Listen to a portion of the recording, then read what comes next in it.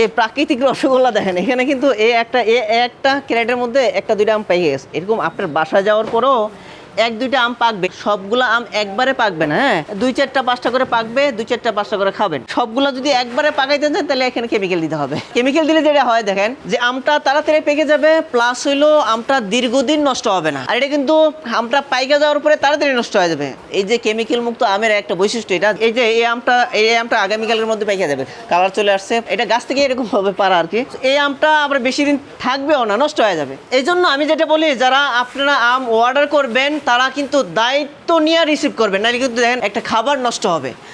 আপনার একটু গাফিলতির কারণে একটা খাবার নষ্ট হয়ে যায়, এটা আমি দেখেন এটার জন্য কিন্তু আমি দায়ী থাকবো না। অবশ্যই এটা দায়িত্ব নিয়ে আপনি রিসিভ করবেন। যেহেতু আমরা ক্যাশ অন ডেলিভারি দিয়ে দিচ্ছি, কোনো ধরনের টাকা অ্যাডভান্স নিচ্ছি না। যে আমরা যে বলতেছি যে আমরা বাছাই করে দিচ্ছি অথবা পরিপক্ক আমটা দিচ্ছি, আমটা দেখে খুলে তারপরে কিন্তু আপনি রিসিভ করতে পারবেন। সো এই আমটা সংগ্রহ করার জন্য যেটা করতে হবে, স্ক্রিনে যে নাম্বারে কল করা লাগবে অথবা আমাদের পেজে মেসেজ করতে হবে, অথবা এখানে যে বাটন আছে বাটনে ক্লিক করো আপনারা সংগ্রহ করতে পারবেন।